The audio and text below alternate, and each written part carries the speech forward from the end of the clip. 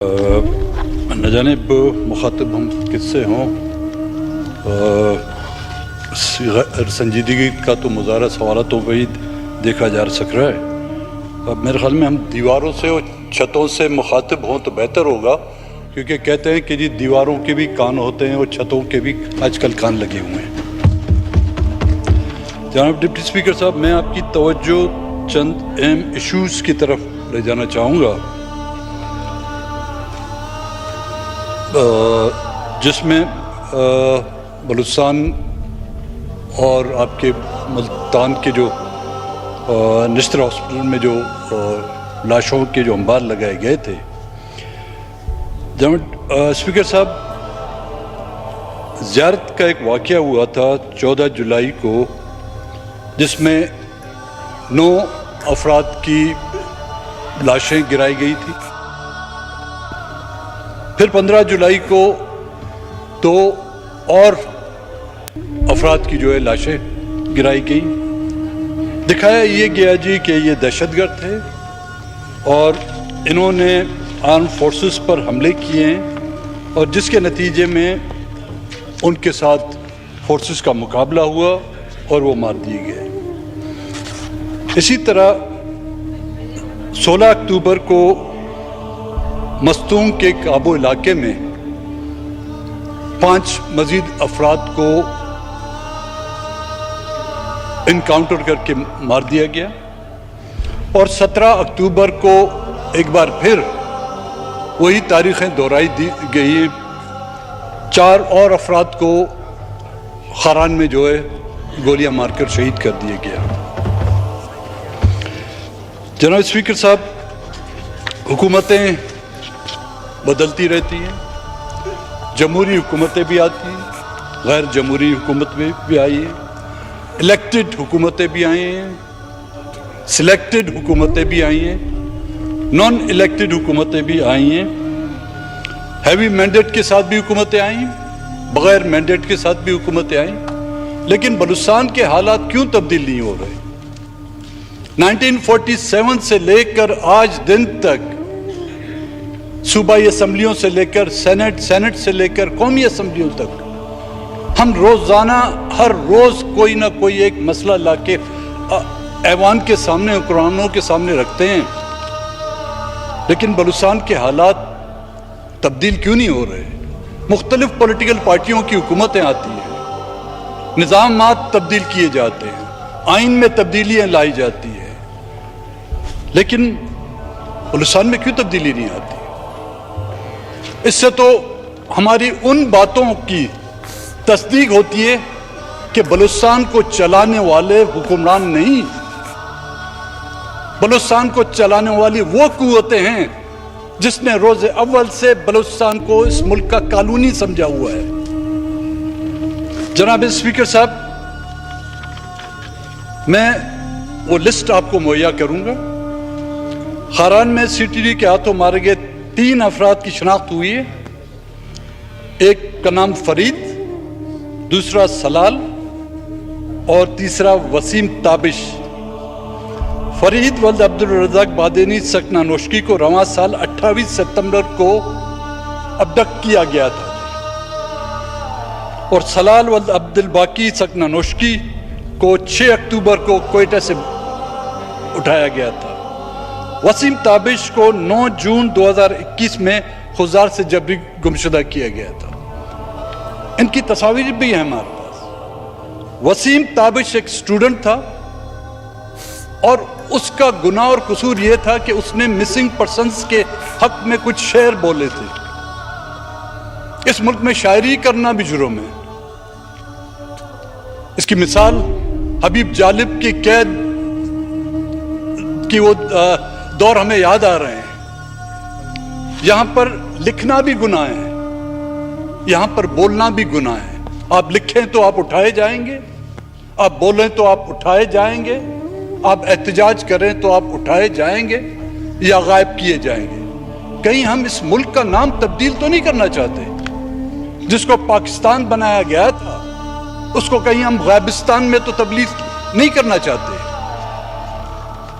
काबू से जो लोग ضلع مستونگ میں سیکورٹی فورس کے ہاتھوں مارے جانے والے شہید کیے جانے والے میں حبیب الرحمان ولد عبدالصمد لانگو، جس کے لواحقین کا کہنا ہے کہ حبیب الرحمان کو 7 سال قبل کوئٹہ سے اغوا کیا گیا تھا اور اس کی FIR بھی کیچی بیگ تھانے میں درج ہے۔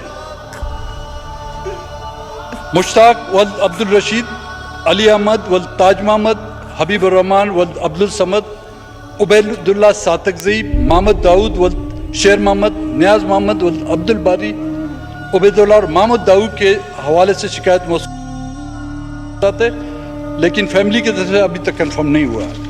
جناب اسپیکر صاحب، عبید اللہ جس کی لاش قابو کے انکاؤنٹر میں شو کی گئی ہے، جب ہم PTI کے ساتھ اتحادی تھے تو یہ لسٹ میں نے مہیا کی تھی، وہ آپ کے ریکارڈ میں بھی ہوئی جناب اسپیکر صاحب۔ اس کے سیریل نمبر 159 پہ 2008 اگست 2018 کو میں نے یہ لسٹ مہیا کی تھی، اور یہ شخص عبید اللہ ولد سلطان محمد، جس سے مچ سے لاپتہ کیا گیا تھا، 16 اکتوبر کو اس کی لاش جو ہے انکاؤنٹر کے صورت میں جو بازیاب کی گئی ہے۔ اب اور اسی طرح زیارت کے جو واقعات ہوئے جنرل اسپیکر صاحب، ہم نے اس وقت حکومت سے گزارش کی تھی کہ اس کے لیے ایک جوڈیشل کمیشن سپریم کورٹ کے سٹنگ جج کی نگرانی میں قائم کیا جائے، لیکن صوبائی حکومت نے لوکل سطح پہ کسی جج کو تعینات کیا، جس کی ابھی تک ایک سنوائی بھی نہیں ہوئی۔ اب پتہ نہیں جنرل اسپیکر صاحب یہ قوتیں چاہتی کیا ہیں؟ ہمیں یہاں سے دھکیل کے وہاں پہ لے گئے، وہاں سے پھر ہم یہاں پہ آ گئے، اب ہمیں کہاں لے جانا چاہتے ہیں؟ ہم وہاں پہ نہیں جانا چاہتے جہاں پر ہمیں دھکیلا جا رہا ہے۔ خدا کے واسطے رحم کرے، ہمیں اس سٹیج تک، اس حد تک نہ دھکیلیں کہ جہاں پر ہم بلوچستان کے اکثر نوجوان پوائنٹ آف نو ریٹرن تک پہنچ چکے ہیں۔ آپ دہشت گردی کو تو شاید ان ہتھ کنڈوں سے ختم کر سکیں، دہشت گردوں کو آپ، جن کو آپ دہشت گرد کہتے ہیں، ان کو آپ ختم کر سکیں، لیکن جو نفرت کے بیج آپ لوگ بو رہے ہیں، اس نفرت کو دنیا کی کوئی ایٹمی طاقت بھی ختم نہیں کر سکی، اور یہ نفرت اس حد تک پہنچ چکی ہے جس کی وجہ سے آپ کے ملک کی بنیادیں بھی ہل رہی ہیں۔ اگر اس ملک کے وہ حاکم جن کی ذمہ داری ہے کہ اس ملک کی بنیادوں کو مضبوط کریں، اگر وہ خود اس کو دیمک کی طرح چاٹ چاٹ کر کھوکھلا کر رہے ہیں، تو اس کے ذمہ دار ہم نہیں، پہلے بھی وہ تھے، اب بھی ہوا ہے۔ جینوسائیڈ، لٹرلی بلوچستان میں جینوسائیڈ ہو رہا ہے، نسل کشی کی جا رہی ہے ہماری، وہ نسل کشی جو 1970 میں بنگلہ دیش میں کی گئی تھی۔ یہ میں نہیں کہہ رہا، آپ کے حمود الرحمان کمیشن کی رپورٹ کہہ رہی ہے، یہ میں نہیں کہہ رہا۔ کچھ دن پہلے امریکن ایوان میں ایک قرارداد پیش کی گئی تھی، جس میں یہ پیش کیا گیا کہ پاکستان کے حکمرانوں نے، پاکستانی افواج نے بنگلہ دیش میں جینوسائیڈ کیا ہے۔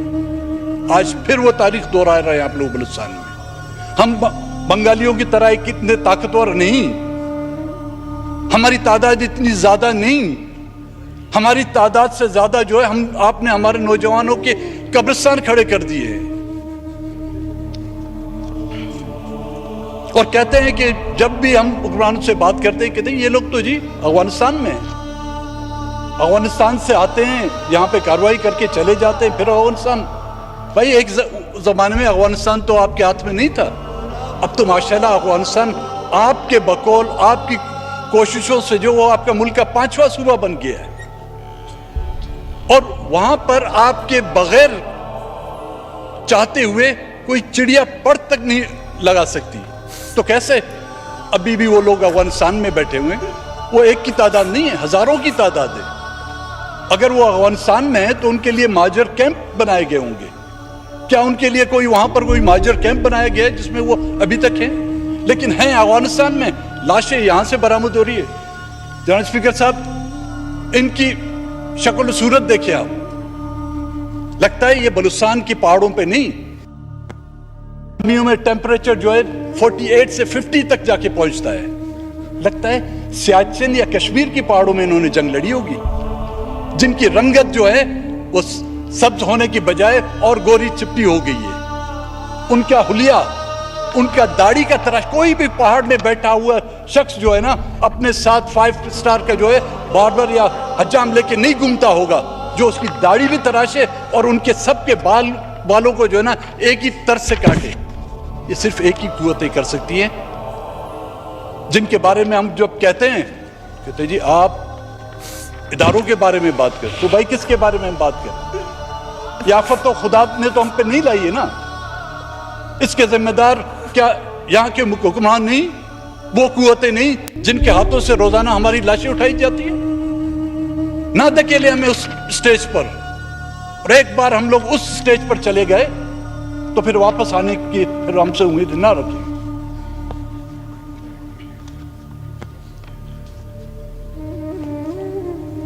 और अपनी कमजोरियों को,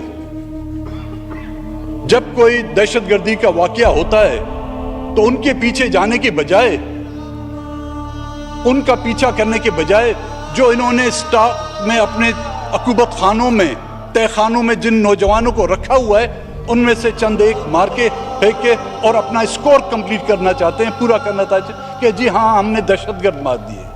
भाई दहशतगर्द आपने नहीं मारे, दहशतगर्द मारने के लिए जब आप जाने की जुर्रत नहीं कर सकते, आप दहशतगर्दों के पीछा करने की जुर्रत नहीं है आप लोगों में, आप सिर्फ मासूम और बेगुनाहों को जो है उनके खून से अपने हाथ रंगने में जो है आपकी तारीख लिखी हुई है, चाहे वो बांग्लादेश की तारीख हो, चाहे बलूचिस्तान की तारीख हो, चाहे खैबर पख्तूनख्वा की तारीख हो या वजीरिस्तान की तारीख हो, सिर्फ और सिर्फ आपके हाथ जो है उन लोगों के खून से रंगे हुए हैं।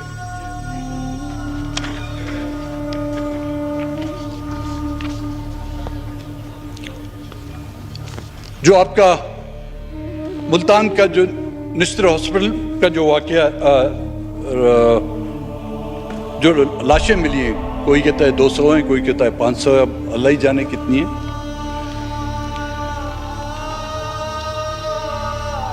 कौन है ये लोग? इसी मुल्क के बाशिंदे, मुसलमान हैं, इंसान हैं, किसी और मजहब से इनका ताल्लुक है? क्या लाशों की बेहरुमती इस तरह की जाती है? कहा जाता है कि वो टीचिंग हॉस्पिटल था और वहाँ पे मेडिकल कॉलेज था, तो शायद उस पर तजुर्बात किए जा रहे थे लाशों पर। मुमकिन होते हैं, तजुर्बात होते हैं, लेकिन उनके लिए भी एक मखसूस जगह होती है। मैंने ये नहीं देखा कि तजुर्बात के बाद भी उनको फिर कपड़े पहना दिए गए। कई लाशें ऐसी हैं जो उनके तन पर वो कपड़े भी पहने हुए हैं। हॉस्पिटल की छतों पर नाजियों के बारे में उस दौर में सुनते थे हम, जहां पर यहूदियों को बड़े एक गड्ढे में जो गाड़ दिया जाता था। आपके पास खुदावंद ताला ने इतनी बड़ी सरजमीन दी है, इसमें रेगिस्तान भी हैं, इसमें पहाड़ भी हैं, कहीं गड्ढा खोदकर उनको वहां पे दफना देते, उनको चील और गिद्धों के हवाले कर दिया उन लाशों को। अब कम से कम अगर इस पर पर्दा फाश हो गया है तो मेरी ये रिक्वेस्ट होगी कि उनका डीएनए, हर एक बॉडी का जो है डीएनए टेस्ट किया जाए, उससे मालूम हो कि वो कहां से हैं, किस इलाके से हैं, उनके रिश्तेदार कौन हैं। कम से कम अगर वो मिसिंग पर्सन्स में हैं तो उनको तो तसल्ली हो जाए कि हाँ जी हमारे वापस जिंदा तो नहीं आए, एक ढांचे की शक्ल में वापस आए। और इसी तरह इस वाकये की ज़ियारत खारान और मस्तूम के जो फेक इनकाउंटर किए जा रहे हैं, मेरी ये गुजारिश होगी जनाब स्पीकर साहब आपसे कि इसके लिए एक हाई लेवल की judicial inquiry commission, supreme court के सिटिंग जज के सरबराही में कमीशन बनाया जाए अगर इन मामलात को हल करना चाहते हैं। नहीं तो इस मामलात को आप इसी तरह डील देकर और चलाना चाहते हैं। हमारी सिर्फ ख्वाहिशात और हमारे तरजीहात इलेक्शन, सिलेक्शन और वर्ल्ड बैंक, IMF या एक्सटेंशन हुई तो फिर रहने दें उसको। अगर हमारी तरजीहात में इलेक्शन और वो सिलेक्शन है तो फिर इनको रहने दें।